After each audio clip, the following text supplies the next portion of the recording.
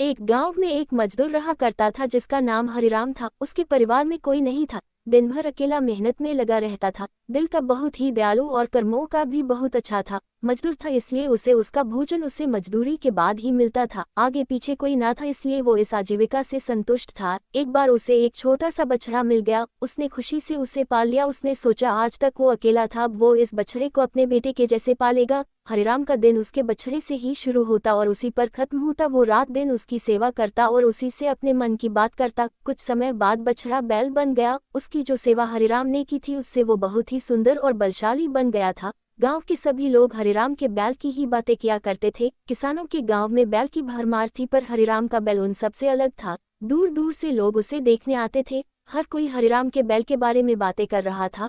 हरिराम भी अपने बैल से एक बेटे की तरह ही प्यार करता था। भले खुद भूखा सो जाए लेकिन उसे हमेशा भर पेट खिलाता था। एक दिन हरिराम के स्वप्न में शिव का नंदी बैल आया। उसने उससे कहा कि हरिराम, तुम एक निस्वार्थ सेवक हो। तुमने खुद की तकलीफ को छोड़कर अपने बैल की सेवा की है, इसलिए मैं तुम्हारे बैल को बोलने की शक्ति दे रहा हूँ। इतना सुनते ही हरिराम जाग गया और अपने बैल के पास गया। उसने बैल को सहलाया और मुस्कुराया कि भला एक बैल बोल कैसे सकता है। तभी अचानक आवाज आई, बाबा, आपने मेरा ध्यान एक पुत्र की तरह रखा है। मैं आपका आभारी हूँ और आपके लिए कुछ करना चाहता हूँ। ये सुनकर हरिराम घबरा गया। उसने खुद को संभाला और तुरंत ही बैल को गले लगाया। उसी समय से वह अपने बैल को नंदी कहकर पुकारने लगा।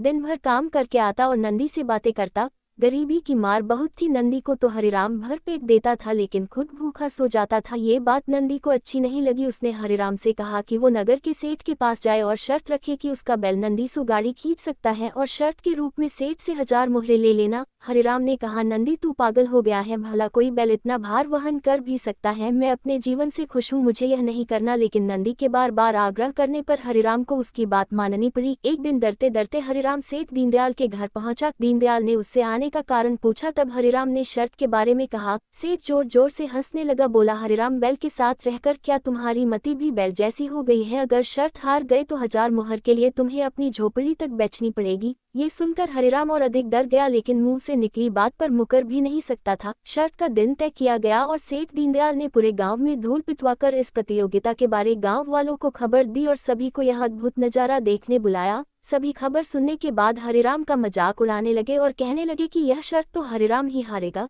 ये सब सुनकर हरिराम को और अधिक डर लगने लगा और उससे नंदी से घृणा होने लगी। वो उसे कोसने लगा, बार बार उसे दोष देता और कहता कि कहाँ मैंने इस बैल को पाल लिया, मेरी अच्छी भली कट रही थी, इसके कारण सर की छत से भी जाऊंगा और लोगों की थू थू होगी वो अलग। अब हरिराम को नंदी बिल्कुल भी रास नहीं आ रहा था। वह दिन आ गया जिस दिन प्रतियोगिता होनी थी। 100 माल से भरी गाड़ियों के आगे नंदी को जोता गया और गाड़ी पर खुद हरिराम बैठा। सभी गांव वाले यह नजारा देख हंस रहे थे और हरिराम को बुरा भला कह रहे थे। हरिराम ने नंदी से कहा, देख तेरे कारण मुझे कितना सुनना पड़ रहा है। मैंने तुझे बेटे जैसे पाला था और तूने मुझे सड़क पर लाने का काम किया। हरिराम के ऐसे घृणित शब्दों के कारण नंदी को गुस्सा आ गया और उसने ठान ली कि वो एक कदम भी आगे नहीं बढ़ाएगा और इस तरह हरिराम शर्त हार गया। सभी ने उसका मजाक उड़ाया और उसे अपनी झोपड़ी सेठ को देनी पड़ी। अब हरिराम नंदी के साथ मंदिर के बाहर पड़ा हुआ था और नंदी के सामने रो रो कर उसे कोस रहा था। उसकी बातें सुन नंदी को सहा नहीं गया और उसने कहा, बाबा हरिराम, ये सब तुम्हारे कारण हुआ। ये सुन हरिराम चौंक गया। उसने गुस्से में पूछा कि क्या किया मैंने?